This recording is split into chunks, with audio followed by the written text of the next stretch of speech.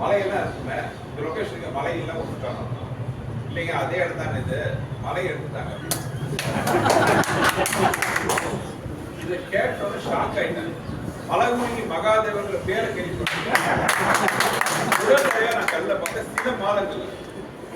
அதே மாதிரி பக்கத்து இன்னொரு ஏரியாவில் நான் பண்ணும்போது அந்த ஊர் வந்து சின்ன ஊர் செங்கல் சூழலின் புகழ்பெற்றது.